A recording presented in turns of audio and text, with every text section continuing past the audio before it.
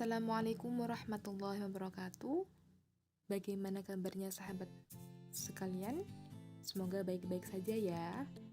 Nah, kali ini kita akan melanjutkan pembelajaran IPS kelas 7 pada bab 3 tentang aktivitas manusia dalam memenuhi kebutuhan, yaitu pada materi peran iptek dalam kegiatan ekonomi, yaitu pada semester 2. Oke, selanjutnya. Nah, di sini saya mempunyai beberapa gambar. Coba kalian lihat terlebih dahulu beberapa gambar tersebut. Misalnya, ini ada gambar perkembangan transportasi di Jepang.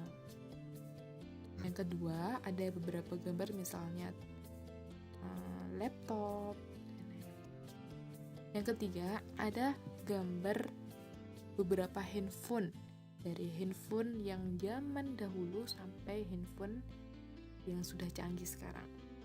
Nah, kira-kira apa yang ada di pikiran kalian ketika melihat gambar-gambar tadi?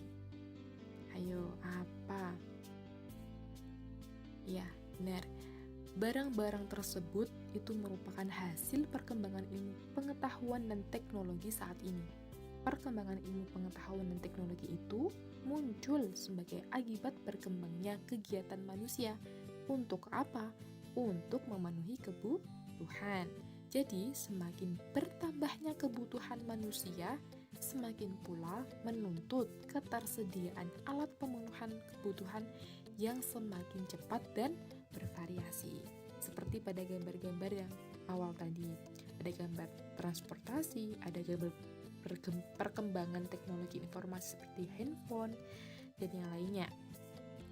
Nah, selanjutnya kira-kira apa itu iptek? Ya, ayo apa? Yang tadi sudah saya jelaskan sebelumnya bahwa ilmu pengetahuan itu muncul sebagai akibat dari berkembangnya aktivitas manusia untuk memenuhi kebutuhan. Ilmu pengetahuan dan teknologi itu dapat diartikan bahwa suatu ilmu yang berorientasi pada pemenuhan kebutuhan manusia, yang mana perkembangan iptek saat ini sangat membawa manfaat yang luar biasa bagi kemajuan manusia. Pesatnya perkembangan iptek tersebut dapat kita lihat dari semakin bermunculan teknologi canggih yang dapat membantu aktivitas manusia. Namun demikian, berkembangnya iptek itu selain memberikan dampak positif, juga memiliki dampak negatif loh. Kira-kira apa ya dampak positif dan negatifnya? Mari kita simak bersama-sama. Oke, yang pertama, dapat terpenuhi kebutuhan manusia. Artinya apa? Dapat mengurangi permasalahan ekonomi yang dihadapi masyarakat.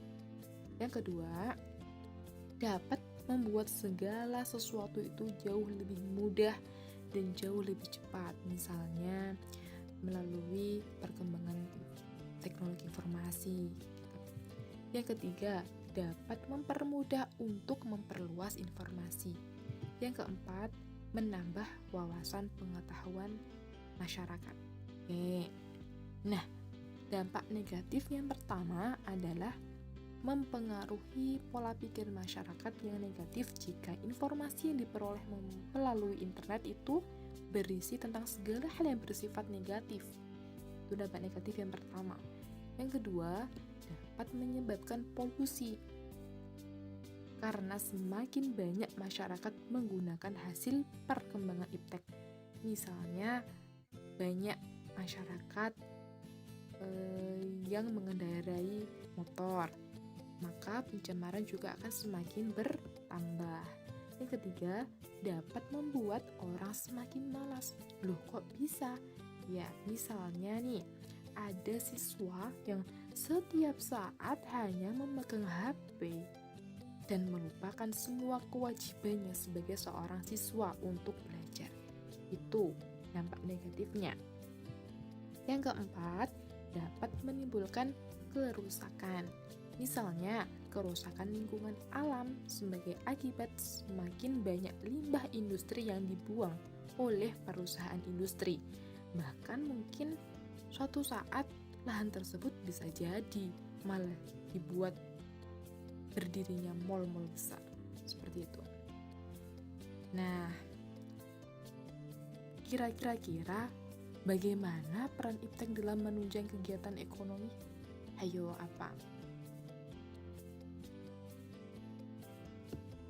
Ilmu pengetahuan dan teknologi sudah menjadi bagian dari kehidupan manusia. Iptek sebagai sarana manusia mencapai suatu kesejahteraan. Dengan iptek, manusia mampu membantu pemenuhan kebutuhan manusia.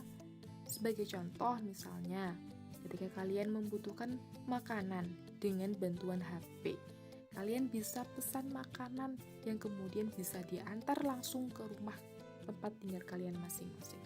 Itu contohnya. Nah, perkembangan iptek memiliki dampak positif dalam kegiatan ekonomi yang dapat menunjang kegiatan ekonomi. Kira-kira kalian masih ingat nggak kegiatan ekonomi itu terdiri dari kegiatan apa saja? Ayo, apa? Oke, kita simak ya. Yang pertama, kegiatan produksi. Yang kedua, kegiatan distribusi. Dan yang ketiga adalah kegiatan konsumsi.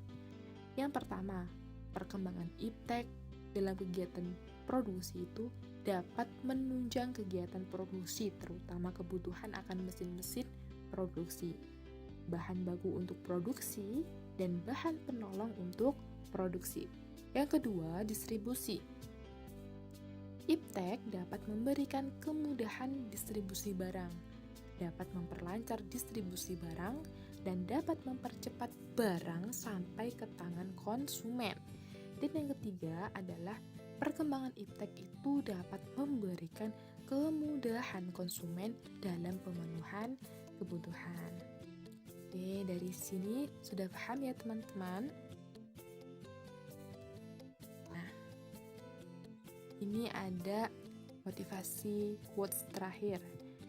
Ya, hiduplah seolah engkau mati besok dan belajarlah seolah engkau hidup selamanya. Mahatma Gandhi. Semoga materi kali ini bisa bermanfaat dan kalian juga bisa memaknai dari motivasi quotes hari ini.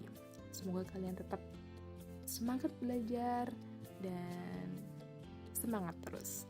Oke, sampai sini saja pertemuan kali ini. Wassalamualaikum warahmatullahi wabarakatuh.